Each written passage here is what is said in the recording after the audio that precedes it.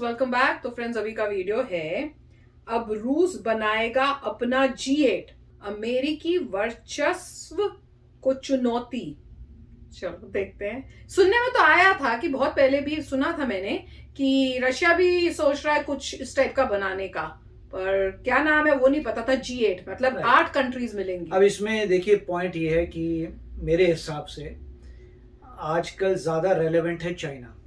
क्योंकि रशिया के पास सिर्फ एक मिलिट्री पावर बची है जो भी धीरे धीरे इरोड हो रही है, क्योंकि मिलिट्री पावर के लिए आपको चाहिए पैसा।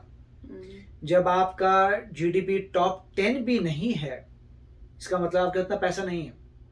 कब तक आप चला पाओगे अपनी मिलिट्री को? ज़्यादा देर नहीं चला पाओगे। मगर चाइना जो है वो नंबर 1 बन रहा है, तो चाइना में पॉसिबिलिटी है बहुत कुछ करने की, और देशों में मतलब रशिया में तो मुझे लगता नहीं है कुछ कर पाएगा। पर उसी के साथ होगा ना, G8 में हो सकता है चाइना के साथ और बाकी कंट्रीज। हाँ वो ठीक है। तो ये कहना कि फाउंड कौन कर रहा है, चाइना अगर कहे वो फाउंड कर रहा है तो दम वाली बात है। उसके अलावा कोई और कर रहा है तो मैं कहूंगा ओके, बट तुम प्राइमरी मेंबर नहीं हो, चलो स्ट्रॉन्गेस्ट मेंबर। चलो फिर देखते हैं, वीडियो शुरू करते हैं। वीडियो शुरू करने से पहले अगर आप चैनल पर नए हो और आपने अभी तक सब्सक्राइब नहीं किया है तो जल्दी से पहले सब्सक्राइब के बटन और बेल आइकन को क्लिक कर लो, ताकि आपको हमारे सारे न्यू वीडियोस के नोटिफिकेशन मिल जाएं जैसे हम अपलोड करें। अगर आपको वीडियो पसंद आता है प्लीज लाइक एंड शेयर। चलिए शुरू करते हैं। आप सबको कमेंट बॉक्स में जल्दी से यह बताना है कि रूस को G8 से कब बाहर निकाला गया था। कमेंट बॉक्स में जल्दी से बताइए, तब तक मैं आगे बढ़ता हूं। मेरे को लगा G8 बना सवाल इसलिए क्योंकि रूस ने कहा है कि अब समय आ गया है कि फिर से एक G8 बना लिया जाए। और जिनको ये नहीं पता कि ये G8 होता क्या है, क्योंकि बहुत सारे मेरे प्यारे मित्र तो शायद पहली बार ही इस तरह की चर्चा में शामिल हुए हों, उन्हें मैं बता दूं कि वो G7 दुनिया के समान हितों को साझा करने वाले, समान मुद्दों पर एक जैसी राय रखने वाले देश कई बार एक टेबल पर बैठते हैं, एक ग्रुप बनाकर। उन ग्रुप में यदि 8 सदस्य हैं तो उसे G8 कहा जाता है, यदि 7 सदस्य हैं G7 कहा जाता है, 20 सदस्य हैं G20 कहा जाता है। तो क्वाड उम्मीद है आपको ये बात समझ में आ जाए। जो इकोनॉमिकली थोड़े पावरफुल हैं। कमेंट बॉक्स में आपने आंसर दे दिया। G8 G7 कब बना, तो आंसर है 2014। आलोक, अलेक्सा, अनूप, शरुण, संदीप, कुमार, रितेश, मिंटू, सभी साथियों का बिल्कुल सही जवाब। G8 से रशिया को 2014 में इसलिए निकाल दिया गया क्योंकि उसने क्रीमिया के दक्षिण में, उसने यूक्रेन के दक्षिण में स्थित क्रीमिया पर जबरन कब्जा कर लिया था। इसलिए G8 देशों ने उसे अपने में से बाहर निकाल दिया। और निर्माण किसका हुआ? G7 का निर्माण हुआ, यानी तब से G7 चला आ रहा है। रशिया इस बात से बड़ा परेशान है। किस बात से? क्योंकि अमेरिका जैसे देश इन दिनों एक नया नाटक छेड़ रखे हैं। क्या नाटक है कि संभव हो तो G20 में से भी रशिया को बाहर निकाल दो, यानी ग्रुप ऑफ 20 नेशंस जिसमें भारत भी शामिल है, उससे बाहर निकाल दो। विकास, अगर शामिल हो आप इस समय के वीडियो में तो जल्दी से एक पोल क्रिएट कराइए कि क्या G7 में भारत सदस्य है, यस या नो के ऑप्शन के साथ जल्दी से पोल कलेक्ट कराइए। हाँ जी, तो मैंने आपसे क्या कहा कि आपको ये जो अमेरिका का शिगुफा है ये पता होना चाहिए। अमेरिका कहता है कि G20 में से भी रशिया को बाहर निकाल दो।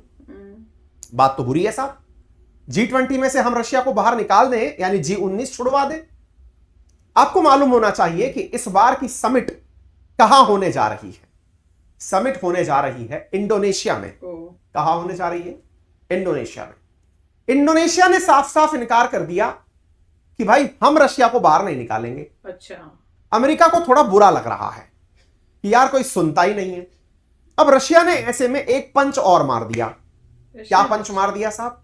आपसे पूछा गया है G7 के अंदर इंडिया सदस्य है अथवा नहीं। कमेंट बॉक्स में आंसर देना है। 17% बच्चों का आंसर आया यस। गलत जवाब। The right answer is no. G7 में इंडिया मेंबर नहीं है। हमें तो बुलाया जाता है कभी कभार कि आप आइए, आप इनवाइटेड हैं। यह बात रशिया को रास नहीं आई। रशिया ने कहा सुनो, अब समय आ गया है। बोले किस बात का?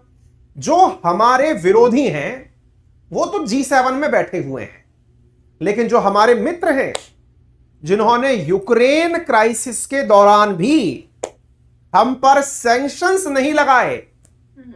आपको मालूम होना चाहिए इस समय अंतरराष्ट्रीय प्रतिबंधों में लगभग 5,000 से अधिक प्रतिबंध रशिया के ऊपर लगे हुए हैं, नॉर्थ कोरिया से भी ज्यादा। हालांकि नॉर्थ कोरिया से ज्यादा भी ईरान पर भी हैं। ईरान, नॉर्थ कोरिया, इन सबसे ऊपर जो सबसे ज्यादा प्रतिबंध लगे हुए हैं इस समय रशिया पर है। रशिया ने कहा सुनो, अब समय उल्टा आ गया है, तुम लोगों ने मुझे डिस्क्रिमिनेट किया, अब हम एक तरीका प्रपोज करते हैं। प्रपोजल है कि क्यों ना ऐसा किया जाए, यूक्रेन क्राइसिस में जो देश रशिया पर प्रतिबंध नहीं लगाए वो देश आपस में मिलकर के एक संगठन बनाएं, क्योंकि इससे यह प्राप्त होता है, समझ आता है कि रशिया के दोस्त भी हैं और उन दोस्तों में भारत शामिल है, उन दोस्तों में चाइना शामिल है। उनको प्रॉब्लम। आइए इन दोस्तों की बातें भी मैं आपको बता दूं, लेकिन उससे पहले मैं आपको कुछ तथ्यात्मक जानकारी देना चाहूंगा। ये मैंने आपसे पूछा था वो सवाल कि कब चाइना को बाहर निकाला गया, कब रशिया को बाहर निकाला गया। आंसर है 2014। मैंने कमेंट बॉक्स के अंदर आपसे पूछा था, आपने जवाब दे दिया है। ये G8 देश हुआ करते थे जिसमें भारत शामिल नहीं था। Canada, America, United kingdom, France, Italy, Germany और रशिया। लेकिन रशिया को 2014 में निकाल दिया गया, आपसे कमेंट में पूछा गया, यानी G7 देश ये बचे रह गए। वर्तमान में सवाल क्या है, G7, G8 और G20 क्या है? तो भारत G20 का सदस्य है, G7 का सदस्य नहीं है। रशिया को बाहर निकाला गया था, यदि रशिया को शामिल कर लिया जाता तो G8 होते। यह पुरानी व्यवस्था है। हाल ही के अंदर एक इंटरव्यू आया, किसने दिया? जैसे अपने लोकसभा होती है ऐसे रशिया के अंदर लोकसभा के स्थान पर ड्यूमा होता है। ड्यूमा लोअर हाउस, इनका लोअर हाउस कहलाता है ड्यूमा। उस ड्यूमा के स्पीकर, जैसे अपने लोकसभा के स्पीकर हैं ओम बिड़ला जी, ऐसे वहां के स्पीकर ने कहा, क्या कहा? पार्लियामेंट के स्पीकर ने कि यूएस के सैंक्शंस की पॉलिसी ने एक अनदर G8 ग्रुप तैयार कर दिया है। कर दिया। ऐसी ही बातें पुतिन भी बोलते हुए पाए गए थे। और इन्होंने वाकई में एक बहुत शानदार चीज बताई, जरा देखिए। इन स्पीकर का नाम है व्याचेस्लाव वोलोदिन। आप पुतिन तो याद रखते हैं, वोलोदिन भी याद रख लीजिए, अलादीन की तरह। इन्होंने कहा कि एक नई व्यवस्था निकल के आई है, उस व्यवस्था में चाइना, इंडिया, रशिया, इन तीनों को तो आप समझ ही सकते हैं, साथ में इंडोनेशिया, ब्राजील, मैक्सिको, ईरान और टर्की शामिल हैं। यानी एक ऐसा संगठन बनता हुआ दिख रहा है जिसने रशिया पर प्रतिबंध नहीं लगाए। तो उसकी और आप मजेदार बात देखिए, अगर आप G7 को देखते हैं मैप में तो आपको दिखाई पड़ता है कि G7 में लैटिन अमेरिका का कोई प्रतिनिधित्व नहीं है, G7 में अफ्रीका का कोई प्रतिनिधित्व नहीं है, G7 में अब एशिया का भी कोई प्रतिनिधित्व नहीं है, केवल जापान बचा है। इतने सारी जनसंख्या में केवल जापान प्रेजेंट है। एक प्रकार से G7 मेजॉरिटी में नॉर्थ अमेरिका और यूरोप का ही सब कुछ है। वहीं पर जो रशिया प्रपोज कर रहा है उसमें क्या है, जरा देखिए। उसमें एशिया की दो बड़ी पावर, कौन कौन सी? दो नहीं अपितु तीन आ गई साहब। चाइना, खुद तो रशिया है ही, इंडिया, इंडोनेशिया, यानी रशिया के साथ में तीन। रशिया क्योंकि यूरोप में भी फंसता है। ऐसे ही टर्की, यानी कि ये एशिया डोमिनेटेड संगठन है।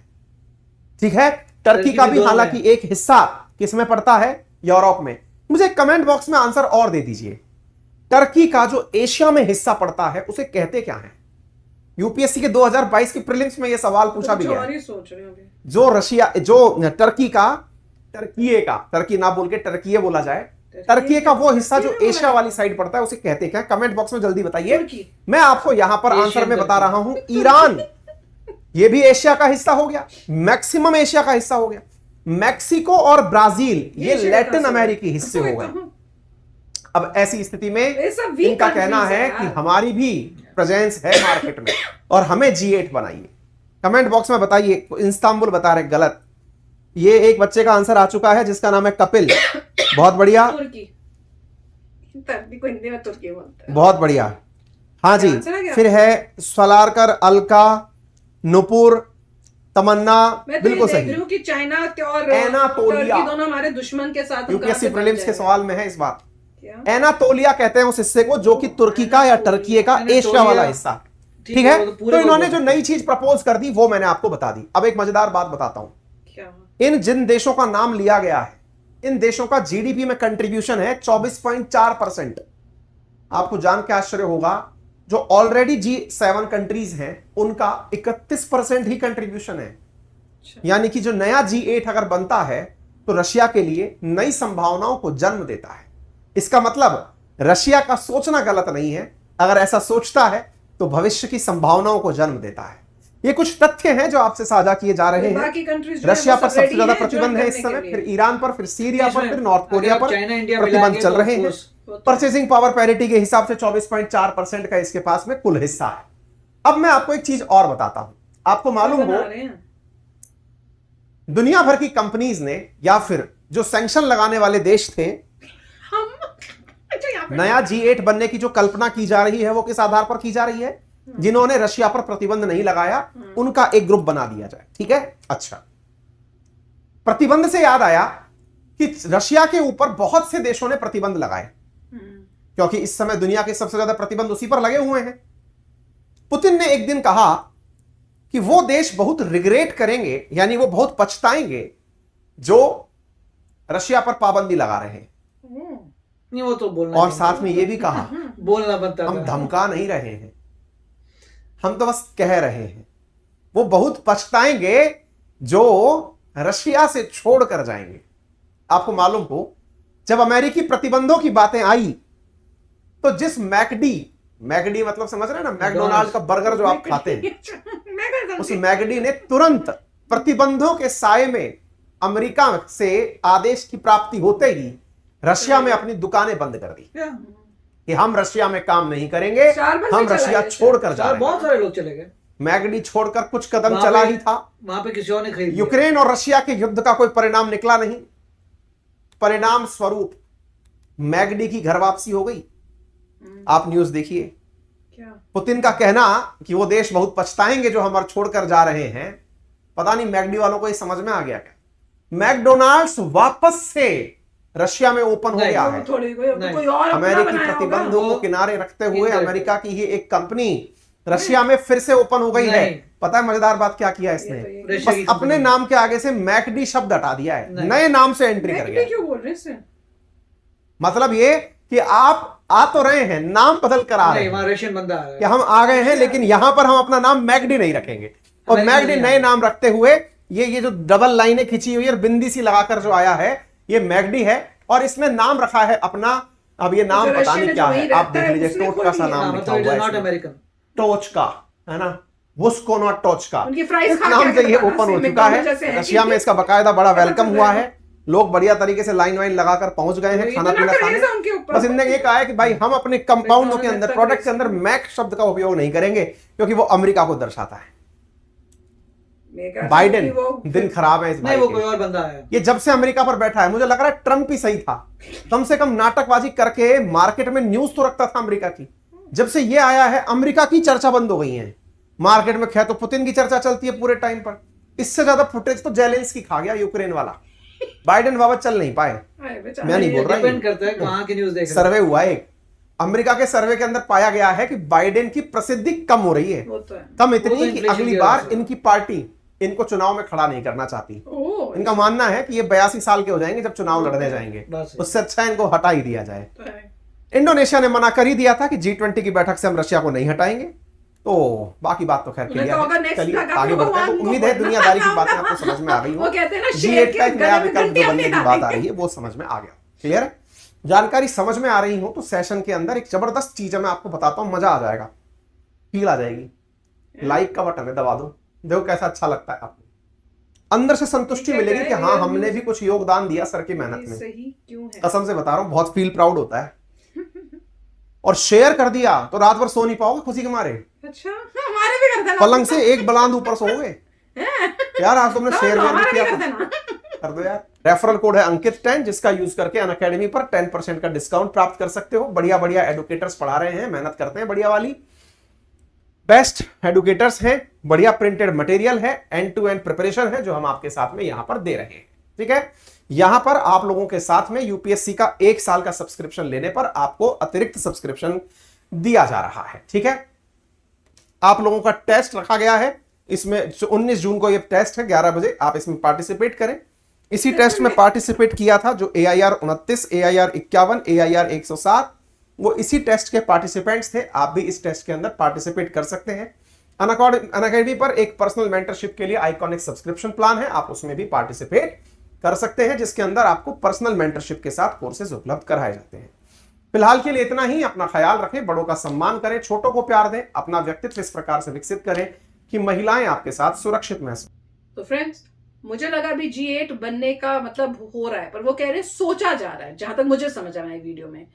पर देखते हैं अगर बनता है तो कौन कौन सी कंट्रीज उन्होंने बता तो दी हैं, उनमें सब घुस जाएंगी, यस कर चुकी हैं कि नहीं। इंटरेस्टिंग होगा देखना अगर वो बन जाए। पर जो बेसिकली मैं तो सबसे ज्यादा हैरान हो रही थी मेक्सिको देख के, यूएसए के साथ बैठा हुआ है। मेक्सिको का ज्वाइन करना मुश्किल होगा मेरे को तो, और टर्की का भी ज्वाइन करना थोड़ा डिफिकल्ट हो सकता है, क्योंकि टर्की नेटो का पार्ट है। ओके, तो अब नेटो पावर देख रहे हैं, और टर्की को ऑलरेडी कुछ ना कुछ प्रॉब्लम फ्यूचर में आ सकती है, क्योंकि वो नेटो का पार्ट है मगर सपोर्ट कर रहा है, लिस्ट में भी है, ग्रे लिस्ट में है। अच्छा, और सपोर्ट करता है रशिया को, मतलब इंटरनली बीच बीच में सपोर्ट कर रहा है रशिया को, है नेटो का पार्ट। तो वो भी मतलब कंफ्यूजन ये भाई तो नेटो के साथ हो कि उधर के साथ हो। तो टर्की की वो प्रॉब्लम चल रही है। उसके बाद ये है कि यहाँ पे मैं बताऊं मेरे को ये भी लग रहा है, हाँ मेक्सिको नहीं हो, मैं ये सोच रहा हूँ इंडिया जहाँ पे दो दुश्मन साथ में हो, चाइना भी और टर्की भी हो, उसमें क्या इंडिया घुसेगा? खासकर चाइना जहाँ पर ये सारी इक्वेशनें सब गड़बड़ हो जाएंगी अगर वो कहते हैं कि हम वहां पे रशिया को निकाल कर G8 से इंडिया को लेके आ रहे हैं। हाँ, G8 से निकाल के G7 के अब उसमें इंडिया को डाल दें, मतलब वही, मतलब पूरी की पूरी कहानी जो है कहीं पर भी एक झटके में चेंज हो सकती है। इसीलिए जब कहते हैं कि न्यूज जो है ये आ रही है, वो एक बंदे के पर्सपेक्टिव से वो न्यूज अच्छी है, दूसरे के पर्सपेक्टिव से वही न्यूज खराब है। अगर ये हो जाए तो मजा ही आ जाए। तो अभी ये बहुत अच्छा है, मगर मान लो ये कहा जाए कि हमने रशिया को निकाला था, फाइन, और उसके बदले हम इंडिया को लेके आ रहे हैं, वापस G8 बना रहे हैं। अगर ऐसा होता है मजे आ गया, तो सब पलटा हो जाएगा। फिर लोग बोलेंगे अच्छा पता नहीं हम कितने G8 पे जाएंगे, मगर यहाँ तो जाएंगे होता है, करना तो चाहिए, देखें। तो मगर कहा, और जहां तक वो मैकडोनल्ड वाला सवाल है, हाँ। जहां तक हमें इंफॉर्मेशन है, और वो ये इंफॉर्मेशन आप किसी की मतलब जाके पढ़ेंगे लीगल तो आपको पता चल जाएगी कि यूएस तो बाहर आ गया वहां से, और जो भी वो उसने क्या किया फिर उस बंदे ने वहां पे क्योंकि बंद हो गया था, तो उसने पूरी की पूरी चेन जो है खरीद ली। किस बंदे ने? एक बंदे ने, जो मेरे ख्याल से रशियन है। अच्छा। उस रशियन बंदे ने पूरी की पूरी पेन खरीद ली है। उसने शुरू कर रहा है, मैं 800 मेरे ख्याल से रेस्टोरेंट थे उसमें, मेरे ख्याल से 100-200 से अभी शुरू कर रहा है, बोलेगा बाद में इंक्रीज करूंगा, और वो फिर अपना रशियन फूड लेके आएगा, सब कुछ करेगा। देखो अगर तो वो मैकडॉनल्ड्स का ही बोल रहे हैं तो हर चीज वैसी टेस्ट करनी चाहिए जैसे थी, खासकर फ्राइज, वैसे फ्राइज नहीं, वो तो अपनी चेन बना रहा है। अपनी चेन है तो पता नहीं, जैसे ये बोल रहे हैं कि उन दूसरे आके है एक्चुअल मैकडॉनल्ड्स ही, अगर वो हुआ तो खाने का टेस्ट बिल्कुल वही होना चाहिए, खासकर फ्राइज, क्योंकि मैंने नहीं कहीं फ्राइज देखे जैसे मैकडॉनल्ड के होते हैं वो कहीं और मिलते हो। तो किसी को जाके टेस्ट करना चाहिए, फ्राइज जाके वहां के खाओ और उससे पता चलेगा। अगर वैसे ही मैकडॉनल्ड जैसे एग्जैक्टली है और बाकी खाना वैसे, तो आप कह सकते हो शायद। राइट। नहीं, वहां पे कुछ लोग भी थे, प्रोटेस्ट कर रहे थे कि बिग मैक नहीं मिलेगा ये वो, तो उनको इमीडिएटली पुलिस अंदर ले गई पकड़ के। मगर पॉइंट ये था कि उन्होंने ये दिखाया कि हमारे एंटरप्रेन्योर्स भी चलाएंगे चेन, लोगों के लिए अच्छा है। वो तो है, लोग जहाँ पे मैकडॉनल्ड थे वहां पे कोई और आ जाए, चलो खा पी लेंगे, इट्स गुड फॉर दैट। और रशिया का जो भी कोशिश करे वो ठीक है, हर बंदा जिसको सैंक्शन होंगे वो कोशिश करेगा।